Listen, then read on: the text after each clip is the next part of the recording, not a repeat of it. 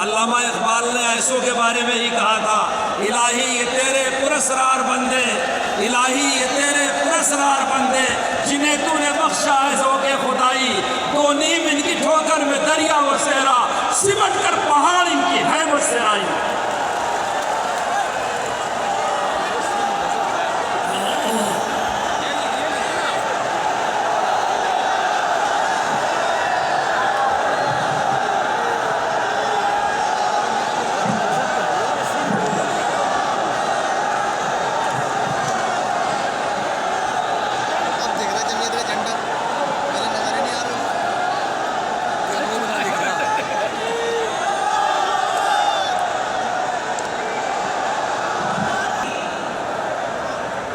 الحمد لله نحمده ونستعينه ونستغفره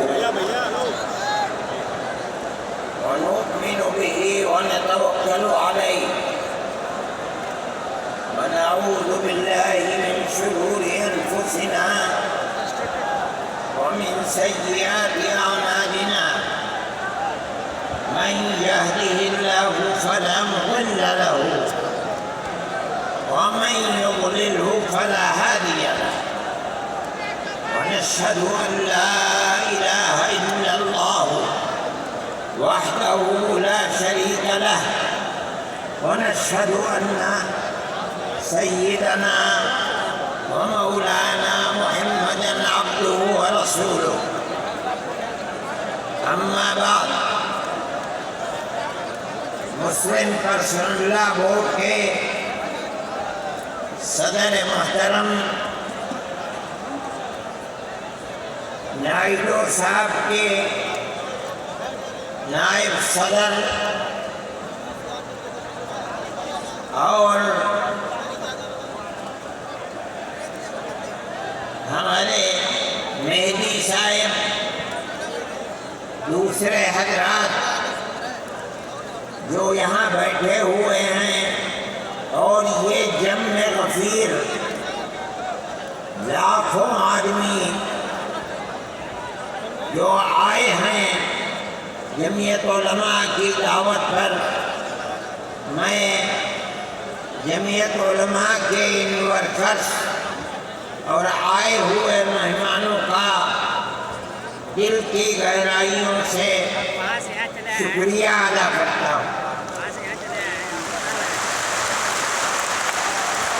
جن لوگوں نے جمعیت علماء ہند کی دعوت پر اپنے احباب کو جمع کیا اور اپنے خرچ سے جمعیت علماء کا ایک پیسہ کیا پھوٹی کوڑی بھی نہیں لگی، آپ ہی لوگ کروڑوں روپیہ خرچ کر کے اپنی بسوں کا خود انتظام کر کے یہاں تشریف لائے دعوت پر اور آ کر بیٹھے۔ جمعیت علماء ہند کے خدام کے دل میں اس کی بڑی قدر ہے، اللہ حضرات کو اس کا بہتر بدلہ عطا فرمائے۔ میرے محترم بزرگوں، آج ہی کا مسئلہ یہ نہیں ہے، جمعیت علماء ہند کی ایک تاریخ ہے، اور ایسی تاریخ ہے اپنے اس ملک کے لیے جو کسی دوسری ہندو مسلم پارٹی کے پاس نہیں ہے۔ علماء نے اس ملک کی آزادی کے لیے، اگر آپ ان کی تاریخ کو پڑھیں گے تو آپ کو اندازہ ہوگا کہ ان کی اس ملک کی آزادی کے لیے قربانیاں 150 سالہ قربانیاں ہیں۔ کوئی اس ملک کے اندر ہندو مسلم ایسی پارٹی نہیں ہے جس کی تاریخ ایسی قربانیوں کی تاریخ ہو۔ حضرت شاہ عبدالعزیز صاحب محدث دہلوی نے 1803 میں آواز بلند کی تھی کہ ہمارا ملک غلام ہو گیا، اس غلام ملک کو آزاد کرانا اس ملک میں بسنے والے ہر مسلمان اور ہر شخص کا فرض ہے۔ کوئی مائی کا لال نہیں تھا جو انگریز کی طاقت کے سامنے آزادی ملک کا نعرہ بلند کر سکتا۔ ایک مسلمان عالم دین نے اسی دلی کے اندر اس نعرے کو بلند کیا، اس کی جائیداد قرق کر لی گئی، اس کے مدرسے کو دفن کر دیا گیا، اس کو دلی بدل کر دیا گیا۔ لیکن یہ مسلمان ایسے نہیں تھے جو کسی ملک کے پیسے یا اس کی سخاوت اور اس کی طاقت کے سامنے سر جھکا دیتے۔ جو انہوں نے اپنا موقف اختیار کیا تھا پتھر کی چٹان کی طرح، اسی طرح اس موقف کے اوپر کھڑے رہے۔ سب سے پہلا جہاد سن 1932 کے اندر ہوا، ہندوستانی لوگ تو جانتے بھی نہیں، اور اس کے اندر لوگ مر گئے، ختم ہو گئے۔ شاہ عبدالعزیز صاحب کے رشتے کے، ان کے قریب، ان کے اولاد میں شاہ اسماعیل شہید اور رائے بریلی کے شاہ احمد شہید، دونوں کے دونوں ختم ہو گئے، شہید ہو گئے بالا کوٹ کے میدان میں۔ لیکن پیچھے نہیں ہٹے۔ وہ لوگ جو بچ کر آئے تھے سن 1857 میں پھر جہاد کر دیا، اور اس کے اندر صرف اسی دلی کے اندر 33,000 مسلمان شہید کیے گئے، اور لال قلعے سے لے کر جامع مسجد تک درختوں کے اوپر ان کی لاشوں کو لٹکا دیا گیا۔ یہ مسلمان کی تاریخ ہے، علماء کی تاریخ ہے۔ بتائیں کون ہے جس کی زندگی کے اندر یہ تاریخ مل سکتی ہے؟ میں کہتا ہوں، لاکھوں آدمی کے سامنے کہتا ہوں، کوئی مائی کا لال ہے جس نے اس ملک کی اس طرح خدمت کی ہو جس طرح مسلمان علماء نے خدمت کی ہے؟ میرے بھائی، جمعیت علماء انہی مجاہدین کی بنائی ہوئی جماعت ہے۔ ہم تو ان کے جوتے سیدھے کرنے والے ہیں۔ ہمارا کیا کام ہے؟ ایک ہی کام ہے کہ انہوں نے جو جمعیت کی بنیاد کے اندر ہندو مسلم اتحاد اور ملک کے ہر بسنے والے کو ایک پیغام دیا تھا پیار و محبت کا، ہم اسی پیغام کو لیے بیٹھے ہوئے ہیں۔ ہمارا کام صرف اتنا ہے، دنیا توڑنا چاہتی ہے، حکومتیں برباد کرنا چاہتی ہیں، فرقہ پرست ذہنیت آگ لگانا چاہتی ہے، یہ نعرہ دینا چاہتی ہے کہ ہندو الگ، سکھ الگ، مسلمان الگ۔ ہم کہتے ہیں نہیں، ہندو مسلم سکھ عیسائی بھائی بھائی۔ یہ ہمارا پیغام نہیں ہے، ان بزرگوں کا پیغام ہے جنہوں نے پھانسیوں کے تختوں کو چوما، اپنے اس ملک کے لیے چوما ہے، اس کی آزادی کے لیے چوما ہے۔ اس ملک کے اندر یگانگت اتحاد جس کو آج آگ لگایا جا رہا ہے، ہمارے بزرگوں نے اسی اتحاد کے لیے اپنی قیمتی جانوں کو قربان کیا ہے، اور ان کا مقصد یہ تھا کہ ملک آزاد ہو جائے، حکومت ایسی بننی چاہیے جو حکومت سیکولر حکومت ہو، کسی کا حق نہ جائے۔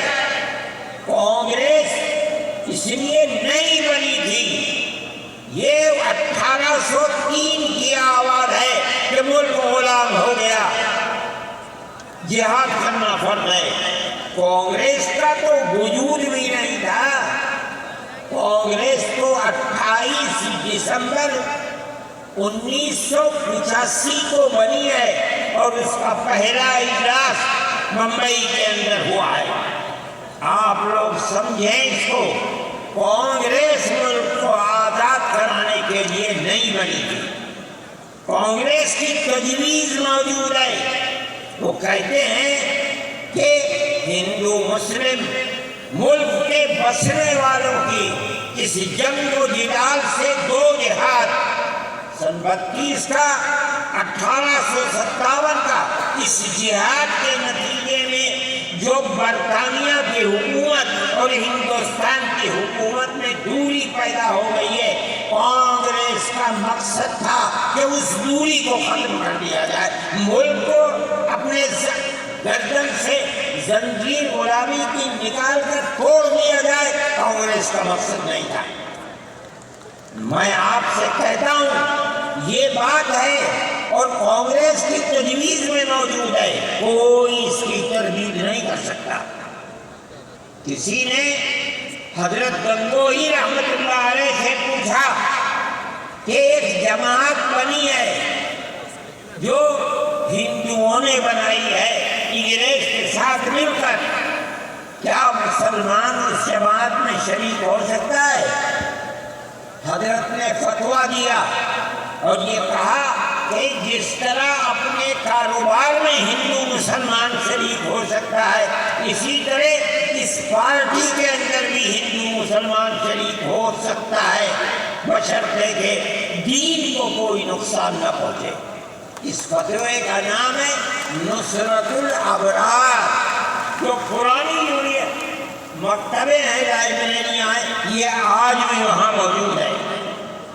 ये सिर्फ फतवा नहीं है, ये इसलिए है कि ये इशारा है कि मुसलमानों को कांग्रेस के साथ शरीक होना चाहिए और कांग्रेस के इस नजरिए को बदलना चाहिए। कांग्रेस के अंदर मुस्तकिल गुलामी की जंजीर को तोड़ने के लिए और अंग्रेज के साथ जिहाद करने के लिए तैयार करना चाहिए। मुसलमान जूख दर जूख उसके अंदर शरीक हुए, कांग्रेस के उस नजरिए को बदल दिया और कांग्रेस को मुल्क की आजादी के लिए खड़ा कर दिया।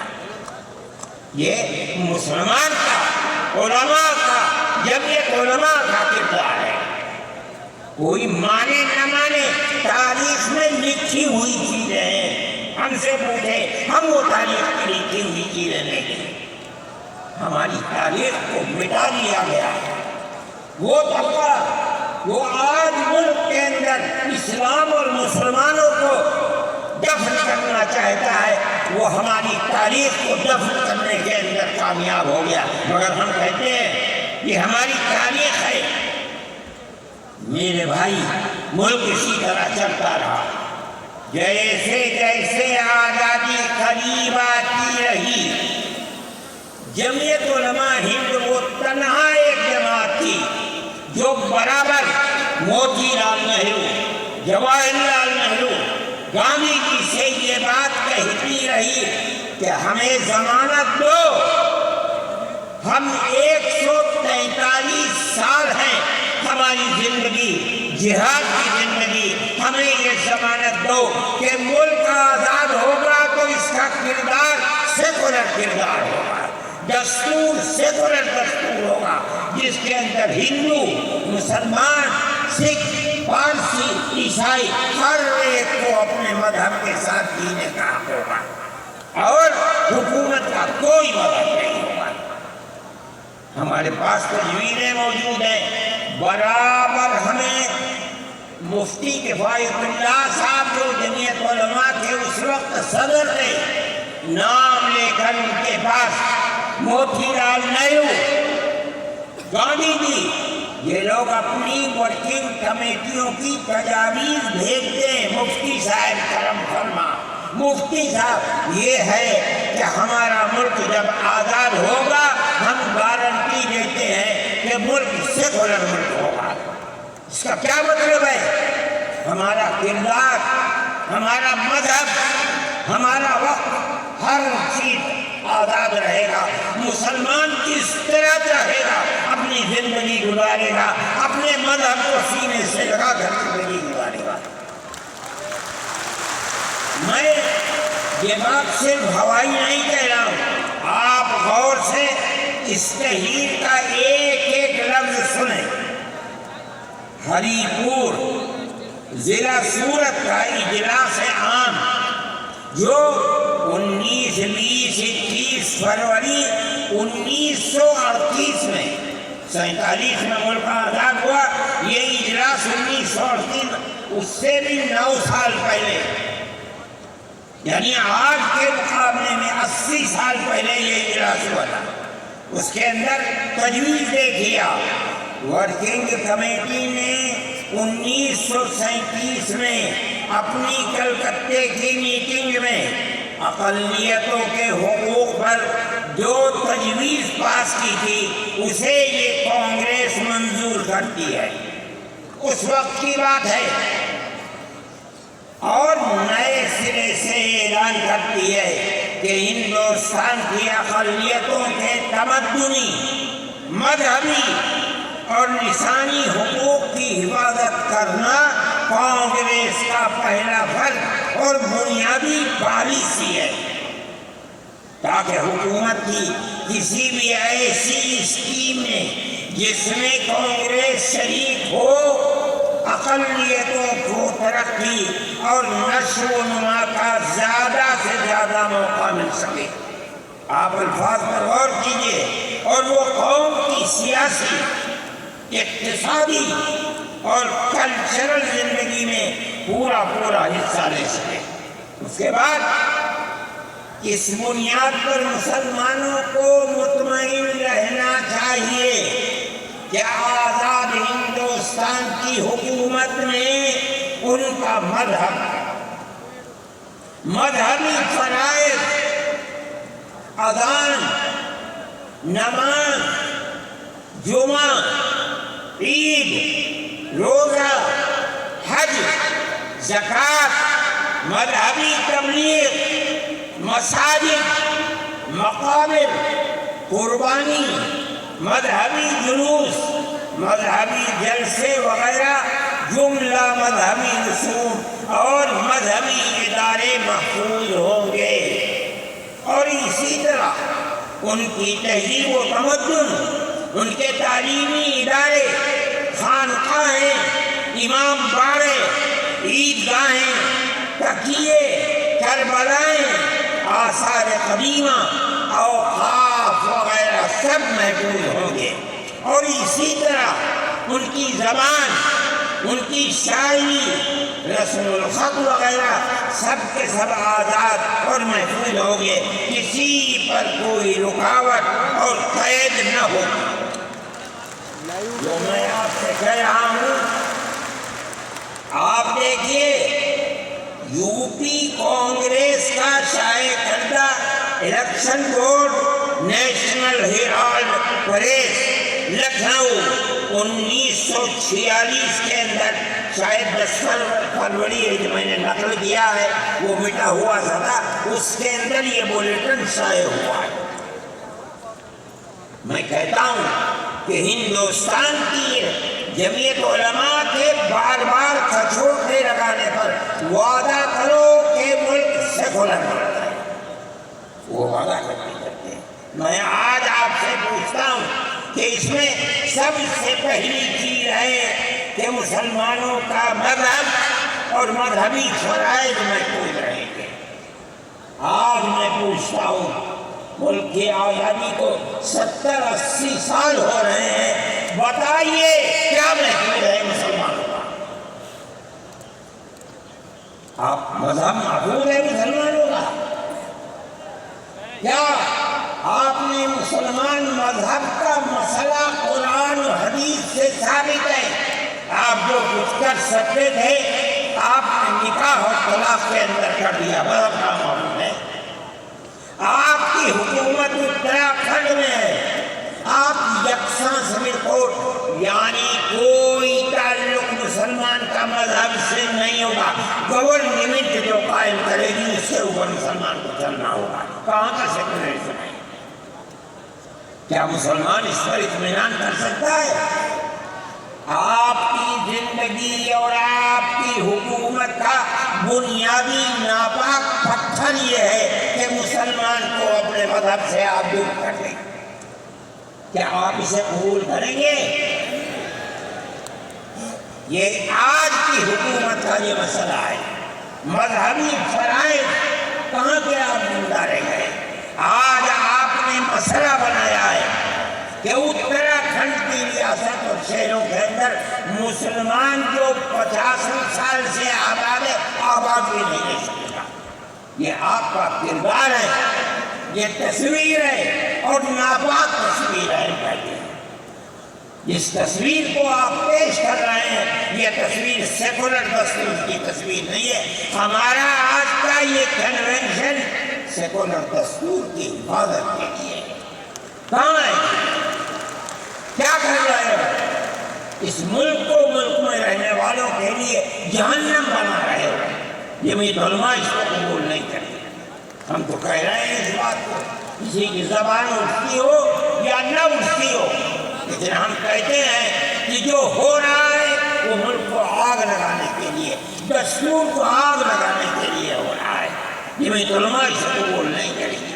اگر جمعیت علماء نے اس بدترین حکومت جو یہ کہتی تھی کہ ہماری حکومت میں سورج نہیں ڈوبتا، جمعیت علماء نے کبھی اس کے سامنے سر نہیں جھکایا، اس کے بعد ہم اس کے سامنے سر جھکائیں گے۔ ہمارا سر صرف ایک اللہ کے سامنے جھکتا ہے اور کسی کے سامنے نہیں۔ میرے بھائی، آپ ایک اس کو لیتے ہیں، میں کہتا ہوں آپ کیا کہتے ہیں؟ اس کے اندر جہاں ہے وہاں اسی طریقے سے اوقاف وغیرہ سب محفوظ ہوں گے۔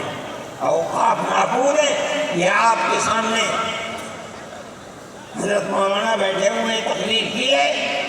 اوقاف کو ہڑپنا چاہیے۔ ہماری مسجدیں اسی دلی کے اندر 400 500 سال کی مسجدیں ہیں، جس میں جمعیت علماء کا دفتر بنا ہوا ہے، عبدالنبی اکبر کے زمانے کی مسجد ہے۔ اور کتنی مسجدیں جن کے پاس اوقاف، اللہ اکبر، لاکھوں کروڑ کے اوقاف ہیں۔ جونپور میں جا کر کے دیکھو کیسی مسجدیں ہیں، دلی کے جوار میں دیکھو کتنی بڑی بڑی مسجدیں ہیں۔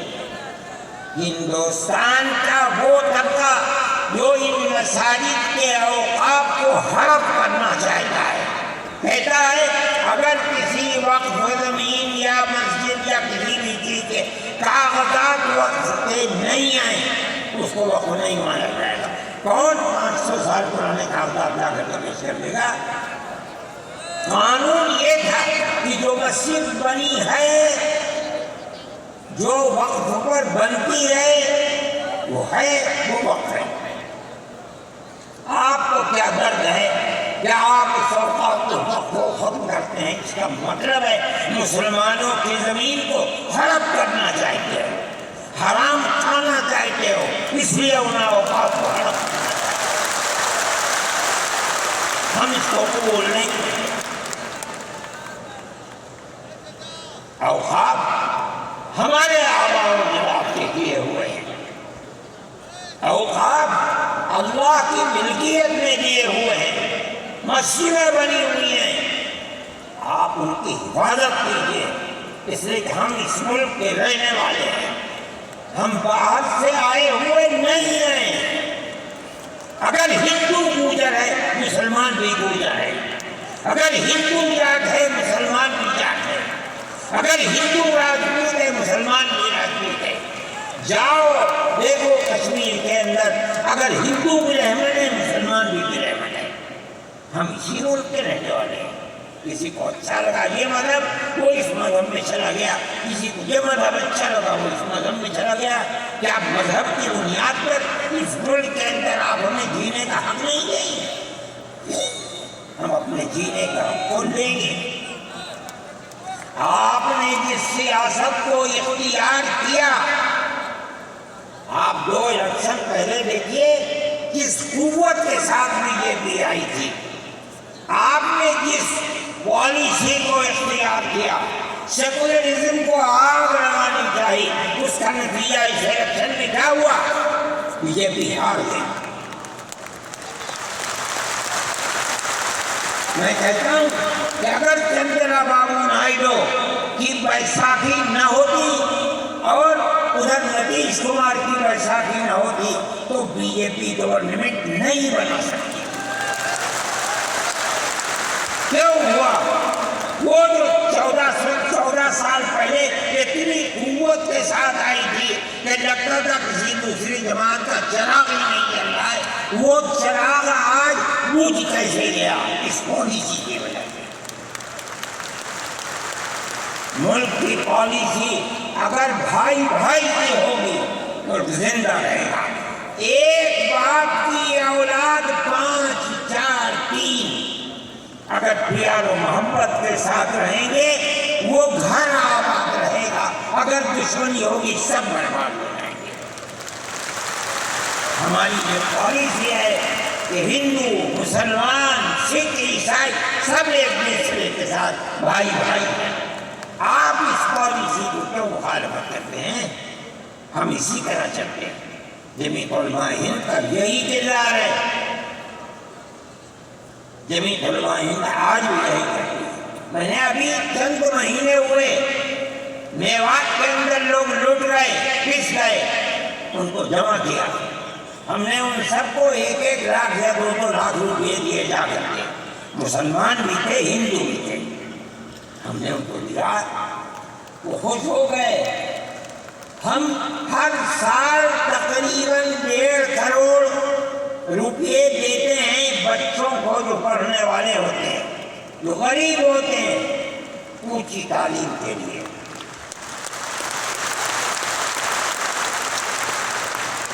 اس کے اندر مسلمان بچے بھی ہوتے ہیں، ہندو بچے بھی ہوتے ہیں۔ جمعیت علماء ہر ایک کی مدد کرتی ہے، پڑھیں، ملک کے لیے کام کریں۔ میں جا رہا تھا ایک مرتبہ بنگلور سے سوال ہوا، مجھے جانا تھا سوئٹزرلینڈ، ایک میٹنگ تھی وہاں سعودی عرب کی، سوئٹزرلینڈ کے اندر۔ میں جب گیا جہاز کے اندر صبح ہوئی تو میں نے چائے وائے پی، میرے پاس جو پائلٹ تھا چلانے والا وہ آیا، میرا شکریہ ادا کرنے لگا، آپ نے بڑی محبت کی۔ میں نے سوچا کیا بات ہے، کیا آپ کو؟ کہنے لگے کہ مجھے اس جگہ تک پہنچنے میں جمعیت علماء اگر مدد نہ کرتی میں نے کچھ کر سکتا۔ مجھے حیرت ہو گئی کہ کیا بات ہے یہ، ہم ہر ایک کی مدد کرتے ہیں۔ کیرلا کے اندر سیلاب آیا، لوگ لٹ گئے، مر گئے، ہم نے مکانات کی مرمت کی، ہم نے مکانات کو اثر نو بنوایا بھی، میں نے چابیاں بھی دی اور تمام میڈیا نے اس کو دکھلایا۔ ہندو بھی تھے، مسلمان بھی تھے، ہندو عورتیں بھی تھیں جن کے ہاتھوں میں نے چابی دی ہے۔ جمعیت علماء کا یہ کردار ہے۔ ہمارے بزرگوں نے متحدہ قومیت کتابیں شائع کی ہیں، اس کا مطلب ہے کہ ہندوستان کی قوم مذہب کی بنیاد پر نہیں بٹے گی، جو ہندوستان میں رہتا ہے ان سب کی ایک ہی قوم ہے، مذہب کی بنیاد پر قومیں تقسیم نہیں ہوگی۔ یہ ہمارا کردار ہے، ہم اس کردار پر زندہ ہیں اور اسی پر چلتے ہیں۔ صحیح ہے، یہ ملک کے اندر جو پالیسی چل رہی ہے کہ ان کو مار دو، ان کو گرا دو، ان کو، آسام کے اندر یہ پالیسی آج سے نہیں سن 12 سے چل رہی ہے۔ جمعیت علماء تنہا جماعت ہے ملک کے اندر جو آسامیوں کے مسائل کو جانتی ہے۔ یہاں سے رہنے والے ان کی زبان اور ہے، ان کا کلچر اور ہے، بہت دور ہے، دنیا کے آخری میں رہتے ہیں، کون جانتا ہے ان کے مسائل؟ تنہا جمعیت علماء ہے جو ان کے مسائل سے دلچسپی لیتی ہے، گھستی ہے، کروڑوں روپیہ خرچ کرتی ہے۔ یہ ایک مسئلہ تھا، اس سے پہلے ایک اور مسئلہ تھا، کہا گیا کہ پنچایت اگر کسی کو آسام میں یہ سرٹیفکیٹ دیتی ہے کہ یہ ہندوستانی ہے تو وہ سرٹیفکیٹ نامقبول ہوگا۔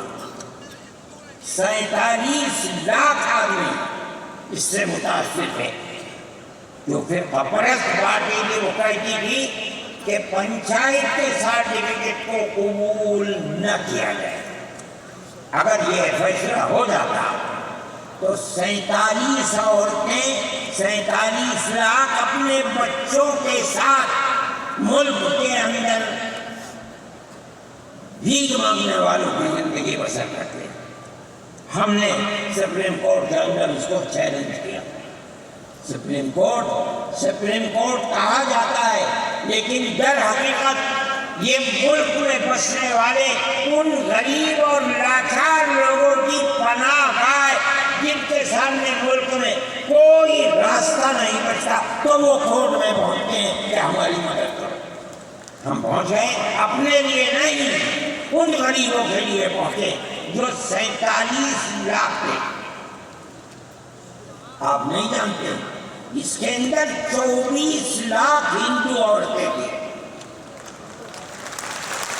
آپ سمجھے؟ اور جمعیت علماء گئی۔ میں بہت پریشان تھا کہ الہ العالمین کوئی مدد کرنے والا علاوہ تیرے کوئی مدد کرنے والا نہیں ہے۔ میں اللہ کا فضل کرتا ہوں کہ جو کورٹ اور وہیں کا وکیل چیف جسٹس تھا آسامی کا تھا، مجھے خطرہ تھا کہیں یہ آسامیوں کے ساتھ نہ چلا جائے، گورنمنٹ کے ساتھ نہ چلا جائے۔ اللہ کی قدرت ہے کہ فیصلہ یہ آیا کہ وہ سرٹیفکیٹ جو پنچایت نے دیا قبول کیا جائے گا۔ میں نے کہا کہ مجھے اپنی زندگی میں کبھی اتنی خوشی نہیں ملی جتنا آج اس فیصلے سے ملی۔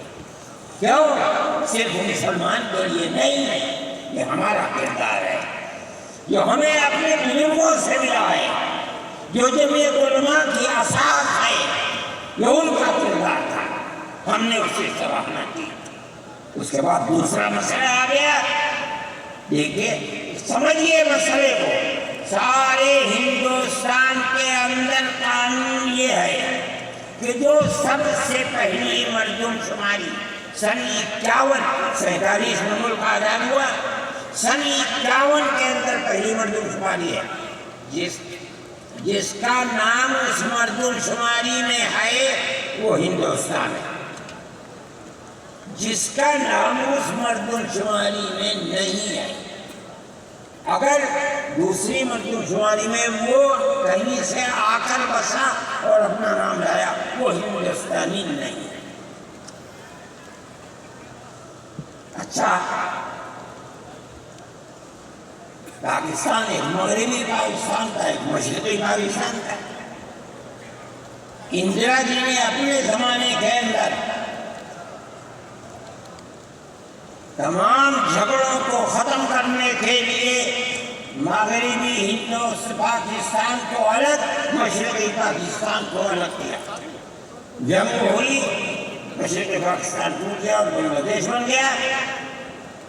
اس وقت بہت بڑی بمباری ہوئی دونوں ملکوں کے اندر، ادھر کے لوگ ادھر، ادھر کے لوگ ادھر، سب لوگ بیٹھے، راجیو بیٹھے، بی جے پی بیٹھی، جو وہاں کی پارٹیاں تھیں صوبائی وہ بیٹھی، اور سب نے بیٹھ کر طے کیا کہ آسام کے اندر ہندوستانی ہونے کی دلیل سن 71 کی مردم شماری ہوگی، سارے ملک سے الگ۔ سارے ملک میں مردم شماری میں ہندوستانی ہونے کے لیے 51 کی ہے، مگر سب پارٹیوں کے دستخط ہے اس کے اوپر۔ آسام کے اندر 51 نہیں 71 ہو گئے۔ اب آپ دیکھیے جو فرقہ پرست، اور میں کہتا ہوں ببانگ دول کہتا ہوں کہ آسام کے چیف منسٹر کا کردار بدبودار کردار ہے، خراب کردار ہے، مسلمان کو دفن کرنے کا کردار ہے۔ وہ یہ کہتا ہے کہ آسام کے سوا آسام کے اندر مردم شماری 71 نہیں، جیسے سارے ہندوستان میں 51 ہے، اسی طرح آسام کے اندر بھی 51 ہے۔ آپ سمجھتے ہیں اس کا اثر؟ آج اس کا اثر یہ ہوگا کہ اگر 71 ٹوٹ جائے اور 51 پر آ جائے تو آسام کے اندر 1.5 کروڑ بچے اور بڑے سب ہندوستان سے باہر ہو جائیں، کہاں جائیں گے؟ صرف مسلمان کی مخالفت، کھانا ہضم نہیں ہوتا ہے بغیر مسلمان کی بربادی کے۔ کوئی نہیں تھا، تنہا جمعیت علماء تھی۔ اس کے اندر بڑا کردار ہے مولانا مشتاق انصر کا، جو جمعیت علماء آسام کے صدر ہیں۔ وہ میرے ساتھ شانہ بشانہ کھڑے رہے اور 12 سال سے زیادہ مقدمہ لڑا، کروڑوں روپیہ اس کے اوپر خرچ کیا گیا۔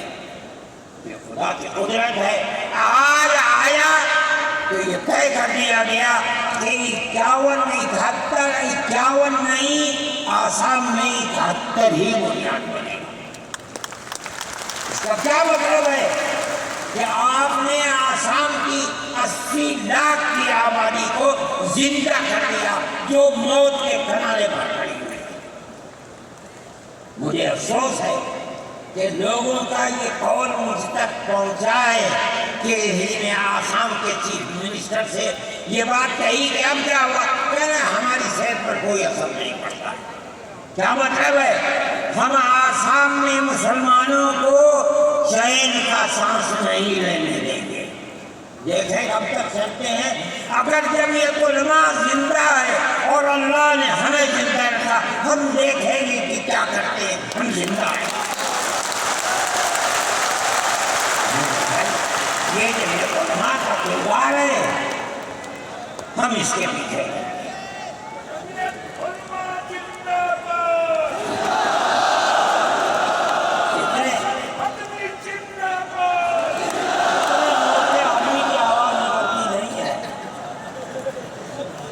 میرے بھائی، ہمارا یہی کردار ہے، ہم ان مسلمانوں کی مدد کرتے ہیں جو مسلمان مصیبت کا شکار ہے۔ یہ فرقہ پرست ذہن جس کا میں ذکر کر رہا ہوں ہر جگہ موجود ہے، ہر وقت موجود تھا، آج یہ زیادہ ہے، پہلے اتنا نہیں تھا۔ ہر جگہ مسلمان کے لیے، جوانوں کے لیے مصیبت کا شکار ہے۔ خاص طور پر ہم سے لوگ کہتے ہیں کہ تم ان کے مقدمات کو کیوں لڑتے ہو؟ کہتے ہیں تم دہشت گردوں کی پناہ گاہ ہے جمعیت علماء، یعنی ان کا مفروضہ یہ ہے کہ جتنے لوگوں پر الزام لگا ہے دہشت گردی کا، وہ سب کے سب حقیقت دہشت گرد ہے، اور جمعیت علماء دہشت گردوں کی، ملک ویرودھیوں کی جمعیت علماء مدد کرتی ہے۔ مجھ سے بھی یہ بات کہی، میں نے کہا کہ تم نے کوئی مائی کا دال ہے تو کھڑا ہو کے بتائے۔ جمعیت علماء لوور کورٹ نے پھانسی کی سزا دے دی، گجرات کے اندر ہائی کورٹ میں پہنچے، انہوں نے پھانسی کی سزا دے دی۔ ہم اس کیس کو لے کر، اس کے اندر ہندو بھی تھے، مسلمان بھی تھے، سپریم کورٹ میں آئے۔ سپریم کورٹ میں ہم نے مقدمہ لڑا اور سپریم کورٹ نے انہیں سب کو باعزت بری کر دیا۔ میں نے کہا کہ کسی ملزم کے لیے گورنمنٹ ہندوستان کی حکومت نے حق دیا ہے کہ مقدمہ لڑو. اگر کوئی غیر ملکی ہندوستان کے اندر پکڑا جائے اپنے مدعا کو پیش کرنے کے لیے گورنمنٹ اس کو وکیل دیتی ہے. ہم نے کیا جرم کیا ہے؟ ہم انہیں وکیل دیتے ہیں لڑنے کے لیے، بہتر سے بہتر وکیل دیتے ہیں. ہم کہتے ہیں کہ لڑو مقدمہ، تاکہ دودھ کا دودھ پانی کا پانی الگ الگ ہو جائے. مقدمہ لڑے اور سپریم کورٹ کہتی ہے کہ جھوٹا انسان کا جھوٹ ہے، جھوٹ ہے، جھوٹ ہے.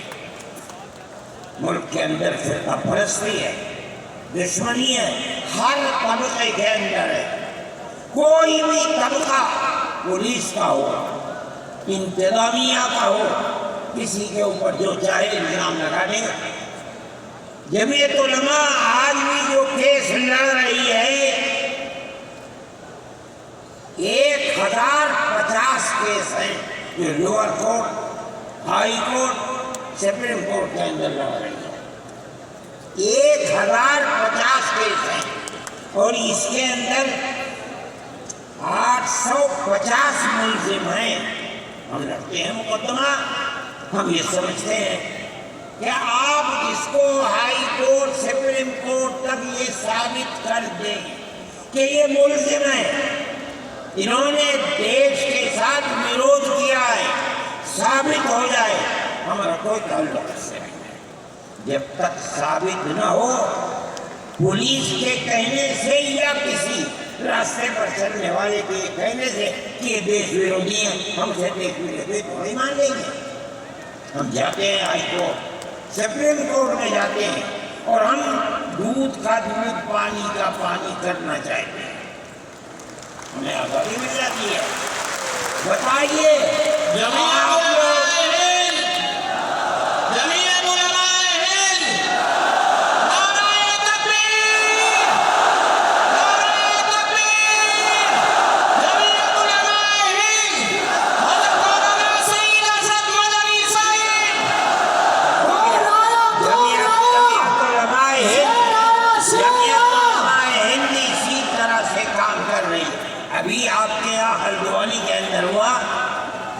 مسجد کو توڑ دیا، شہید کر دیا، گولی چلا کر 6 آدمیوں کو قتل کر دیا.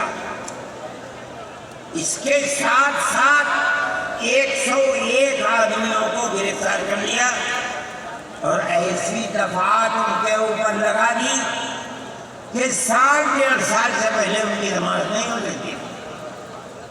جمعیت علماء نے ہمارے پاس آئے 70 آدمی. کچھ لوگوں نے اپنے کیس لڑے ہو، کسی کو یقین نہیں تھا کہ اس کے اندر کامیابی ہوگی.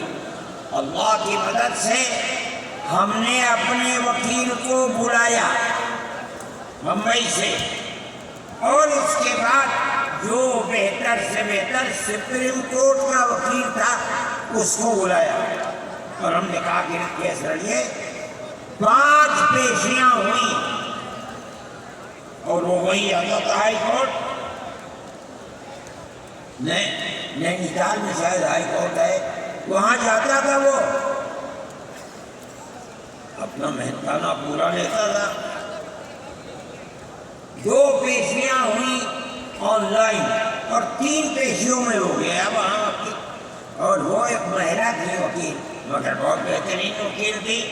انہوں نے اپنے کیس کو رکھا اور ہندوستان میں میں نہیں جانتا ہوں جمعیت علماء اتنے کیسوں کو اتنے سال سے لڑ رہی ہے. بیک وقت 50 آدمیوں کی ضمانت ہوئی ہے، جن میں 6 عورتیں بھی تھیں. یہ پہلی بات ہے. ہم یہ سوچتے ہیں کہ ہماری بہت بڑی کامیابی اللہ کا انعام ہے، اس کا فضل ہے. ہم لڑ رہے ہیں اسی طریقے. مدارس اسلامیہ، میرے بھائی، مدارس اسلامیہ اس ملک کی مذہبی اعتبار سے جان ہے. جمعیت علماء ہمیشہ سے یہ بات کہتی تھی کہ مدارس ام المدارس دارالعلوم دیوبند ہے. حضرت نانوتوی رحمۃ اللہ علیہ نے جو دستور بنایا وہ دستور یہ تھا کہ کسی گورنمنٹ سے کوئی مدد نہیں دی جائے گی. المؤمن ينظر بنور اللہ، یہ ان کے دل کے اندر ایک بات آئی. میں کہتا ہوں کہ اگر یہ بات نہ ہوتی اور حکومتوں سے پیسے لے لے کر مدارس چلتے، آج مدارس کی جان نکل چکی ہے. آزاد ہے مدارس، کسی گورنمنٹ کا ایک پیسہ ہمارے پاس نہیں. مسلمان رکشہ چلانے والا، مزدوری کرنے والا، دولت مند، کاروبار کرنے والا، ہر مدرسہ ایک ہاتھ سے دیتا ہے، دوسرے ہاتھ سے پتہ نہیں چلتا. اللہ کا فضل ہے.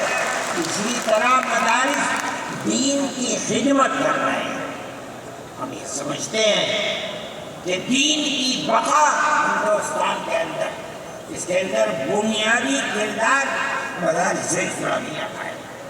لوگ کہتے ہیں تبلیغ کا ہے، میں کہتا ہوں ہاں تبلیغ کا بھی ہے، اصل کردار مدارس اسلامیہ کا ہے.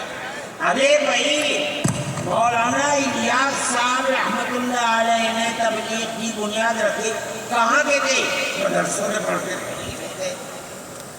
مولانا یوسف صاحب نے کام کیا اپنے باپ کے طریقے پر، کہاں سے نکلے؟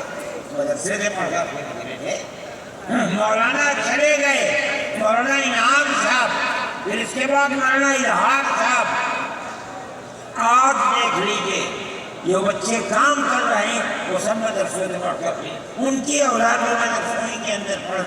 اصل کردار دنیا کے اندر، ہندوستان میں نہیں، چاہے جہاں دنیا میں چلے جاؤ، اصل کردار مدارس اسلامیہ کا ہے. اگر کسی روئے زمین میں آج کہیں کوئی مسلمان اللہ کہتا ہے، میں سمجھتا ہوں دیکھ لو کہیں نہ کہیں کسی مدرسے سے پڑھا ہوا ہوگا. نعرہ تکبیر! مدارس اسلامیہ! ہندوستان! ہندوستان! زندہ باد! آئین کا محافظ کون ہے؟ ارشد مدنی! ارشد مدنی! آئین کا محافظ کون ہے؟ ارشد مدنی! ارشد مدنی! مدارس اسلامیہ کا یہ کردار ہے. اسلام کو پھلتا پھولتا دیکھیں، یہ ان سے برداشت نہیں ہوتا. مگر یاد رکھیں کہ اللہ کا یہ چراغ نہیں بجھے گا، اسے بجھانے والے بجھ جائیں گے. نعرہ تکبیر! آج سے نہیں 1400 سال سے اسلام کی یہی تصویر ہے کہ یطفئون نور اللہ بافواہہم ویأبی اللہ الا ان یتم نورہ. اللہ کے چراغ کو پھونک سے بجھانا چاہتے ہیں.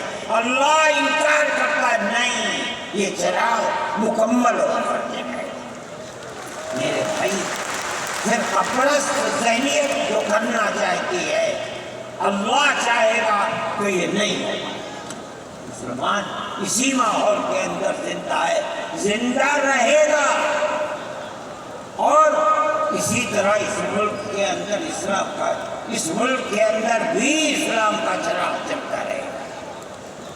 میرے بھائی، میں یہ باتیں اس لیے کہہ رہا ہوں کہ آپ کے اندر حوصلہ ہونا چاہیے، لیکن امن و امان کو مت جانے دیجیے. مسلمان مر جائے ٹھیک ہے، مگر امن و امان ختم نہیں ہونا چاہیے. میں نے ٹھیک ہے، اسلام کو نہیں مانتا آدمی، اللہ کو نہیں مانتا، اللہ کو برا بھلا کہتا ہے. ہمارے آقا ہمارے سر اور آنکھوں پر ان کے جوتے ہیں، ہم ان کو اللہ کے بعد دوسری شخصیت سمجھتے ہیں. جو نہیں مانتا وہ ان کو برا بھلا کہتا ہے، کہے، لیکن نقض امن کے لیے کہے ہم یہ سمجھتے ہیں کہ ہندوستان کے قانون کے خلاف ہے. یہ فرقہ پرستی ہے کہ اس کو تو نظر بند کر دیا جائے, کسی جگہ جمع دیا جائے, اور وہ جو احتجاج کریں ان سے جیلوں کو بھر دیا جائے. ہم سمجھتے ہیں کہ یہ خود ایسا کرنے والوں کی فرقہ پرستی ہے, ہم اس کو قبول نہیں کرتے. اس لیے میرے بھائی آنے والے دنوں کے اندر یہ بات طے ہوگی کہ اس سلسلے کے اندر کیا کیا جائے. ہم اس کو نقض امن سمجھتے ہیں. آپ ایسا کرنے والوں پر نقض امن کی بنیاد نہ بنائیں, اور وہ جو گھروں سے باہر نکلے ان پر نقض امن کی بنیاد. آج بنگلور کے اندر جو یہ واقعہ 3 سال پہلے ہوا تھا, جو کرنے والا تھا وہ آزاد کر رہا ہے, اور میں سمجھتا ہوں کہ 63 یا 64 لوگ 3 سال سے جیلوں کے اندر کھڑے ہوئے, صرف اس لیے کہ جو نقض امن کرنے والا ہے اسے تو آپ نے آزاد چھوڑ دیا, اور جو احتجاج کرنے والے تھے ان سے آپ کو جیل میں رکھ دیا. ہم اس چیز کو اس ملک کے امن کے خلاف سمجھتے ہیں. میرے بھائی, بلڈوزر چلانا یہ بھی ایک چیز تھی. آپ قانون کے خلاف ہونے پر بلڈوزر چلاتے, چاہے ہندو کا گھر ہو, چاہے مسلمان کا گھر ہو, چاہے عیسائی کا گھر ہو, ہم اسے بھی برا سمجھتے ہیں. آپ نوٹس دیجیے, چند دن کی مہلت دیجیے. کل آپ نے نوٹس لگایا آگ لگانے, خراب ہے, لیکن آپ دیکھ لیجیے 95% گھر مسلمانوں کے ہیں. پوری روڈ کے اوپر جہاں مکانات کہتے ہیں کہ اپنی جگہ سے بڑے ہوئے ہیں, مسلمانوں کو بھی ہے, ہندوؤں کو بھی مکانات. آپ صرف مسلمان کے مکان کو ملیں. پھر دوسری مصیبت کیا ہے کہ اس مکان کے اندر مان لیجیے بوڑھے ماں باپ رہتے ہیں, جس کو آپ نے پکڑا ہے کوئی غلطی ہوئی ہے, اس کے بیوی اور بچے رہتے ہیں اس مکان میں. غلطی اس ایک آدمی سے ہوئی, آپ پورے مکان کو گرا دیں, ماں باپ کہاں جائیں گے؟ ایسے مکانات کو گرا دیا جس میں وہ کرائے پر رہتے تھے, وہ ان کا مکان نہیں, آپ گرا دیا.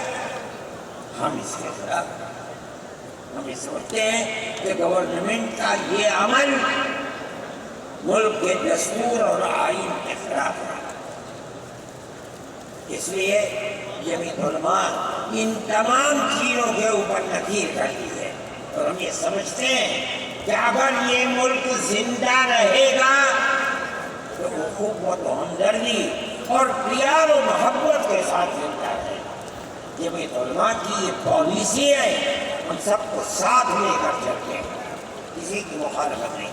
یہ پنڈت جی بیٹھے بھی چلے رہے اس دن یہ ہو گئے کہ اتنا بڑا ٹیکا لگا ہوا ہے. کہنے کا میں تو آیا ہوں جلسے میں شریک ہوگا. میں نے کہا کوئی دیکھے گا تو کیا کہے گا, کہنے جو چاہے کہے. میرے تعلقات سب سے, میں ہر ایک سے اپنے تعلقات, چاہے کوئی ہندو ہو چاہے مسلمان ہو, میں نے اپنے بچپن میں دیکھا ہے کہ حضرت رحمۃ اللہ علیہ کے بعد ہندو بھی آتے تھے, مسلمان بھی آتے تھے. میں نے یہ بھی دیکھا ہے کہ ایک گاؤں کے اندر جمیرن میں حضرت کار سے جا رہے تھے, میں بیٹھ گیا. وہاں جا کے میں نے دیکھا کہ ایک ہندو جو اس گاؤں کا پڑھا لکھا آدمی تھا, ہو سکتا ہے حضرت کے ساتھ کہیں جیل میں ہو, اس کے یہاں اس زمانے کے اندر جب پانی نکالنے کے لیے انجن کا رواج نہیں تھا, اس نے لگایا اور حضرت کو بلایا تھا کہ حضرت اس کے اندر بسم اللہ کر کے شروع کر دیں. حضرت کا بڑھاپا تھا, وہ اسے چلائیں, تو وہ بھی لگا اور بھی لوگ لگے اور حضرت بھی لگے اور اسے چلایا, وہ پانی نکلنے لگا. یہ تعلقات تھے. ہم آج بھی اسی کے اوپر پائیں گے. بغیر پیار و محبت کے ملک نہیں چلے گا. آپ کو یہ چلانا پڑے گا.